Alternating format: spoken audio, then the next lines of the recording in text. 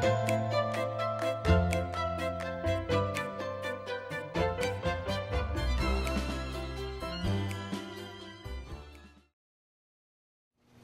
afternoon, and thank you for joining us today. Chief Cummings, in addition to Mayor Williams, just wanted to provide some more information and an update on the shooting that occurred yesterday on Tulip Street. We recognize this is a sensitive period, and we wanted to provide as much transparency as information as possible. You will now hear from Chief Bobby Cummings. Thank you, Alex. Good afternoon. Excuse me. Good afternoon, everyone. I'm sorry for the officers and the family that had to engage in that encounter yesterday where Jeremy McDole lost his life. I know that this incident can affect police and community relations. This is the reason I'm here today, to ensure the families and the community that a thorough and proper investigation will be done. That investigation will occur from our criminal investigations unit, along with our Office of Professional Standards and the Attorney General's office. On September 23rd at 3 o'clock in the afternoon, the Wilmington Police were dispatched to the 1800 block of Lancaster Avenue in reference to a subject who was suffering from a self-inflicted gunshot wound and was still armed with a handgun. The arriving units located Jeremy McDole in the 1800 block of Tulip Street as he was still armed with a handgun. The officers engaged him, asked him several times to put the weapon down and place his hands up. The officers again provided several commands for him to do that. When Mr. McDole began to remove the weapon from his waist, the officers engaged him. And as a result of the injuries Mr. McDole sustained, he lost his life. Immediately upon moving Mr. McDole, there was a .38 caliber weapon located by his side. The officers who were engaged in this incident and fired their weapons were placed on administrative duty. They'll be out until this investigation is completed. And again, I assure you that there will be a thorough and complete investigation into this matter. The officers who responded to work that day did not look to take anyone's life. They came out here because they wanted to help our community. I assure you that not one of those officers intended to take anyone's life that day, and we're again sorry to the family that this encounter ended with the loss of their loved one. And once again, I will ensure you that a thorough and complete investigation will be conducted. Good afternoon, everyone. We want everybody to understand that the family will be notified step by step throughout this investigation because we do not want them to be in the dark. They will know everything that is going on step by step, play by play in this investigation. We have an unfortunate situation here, but we will get to the bottom of this. We want answers just like you want answers. This will be investigated to the fullest, and we will come to some resolution. We will take our time and do a very thorough investigation. And again, the family won't have to read the newspaper or listen to the news. They will be given information step by step, what we're doing and where we are with this investigation. We think that's the proper thing to do, and that's what I intend to do as the mayor of the city. For them to understand that we don't have anything to hide.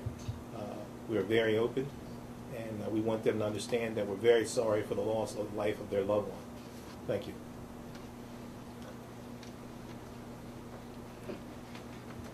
This concludes the press conference. For those people that may have questions or reporters, please see me at the door once all of the people at the front go through the door right to the back.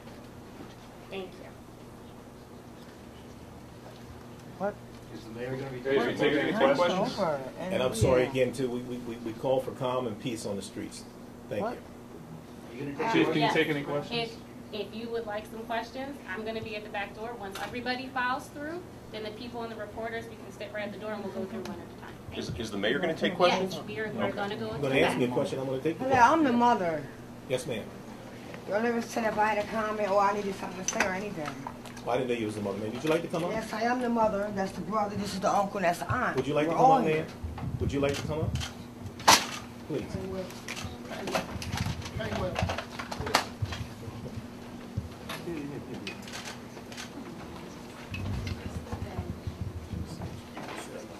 Just the family, please. Just the family. Come on. All right, I'm the mother of the victim. This is unjust. He was in a wheelchair, paralyzed from the waist down. There's video showing that he didn't pull a weapon. He had his hands on his lap when they opened and fired on him 5 more times. He wasn't reaching, he pulled his pants up, sat down, and put his hands on his lap. It is video and it's on Facebook. You know what I mean? How am I supposed, I don't really have money to bury my son. I mean, this was all of a sudden. I mean, it's unjust. Ma'am, can we have your name? Phyllis McDole. Thank you. Phyllis. Phyllis. McDole, McDole. He was a son, he's a brother, he's an uncle, he's a cousin. I need answers. How old was he? 28. We are calling for a special prosecutor, special investigation. We urge the city, just like we urged back then, Lieutenant back then, to not have cops investigating cops. We want independence.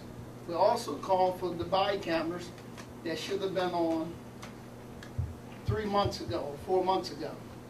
We also call for a better relationship and a better treatment of the black folks in the city of Wilmington, and especially the 6th and 7th. There's been too many shootings dating all the way back to when I was this big with Fuzzy Governor in the city of Wilmington, who got shot 6 or 7 times.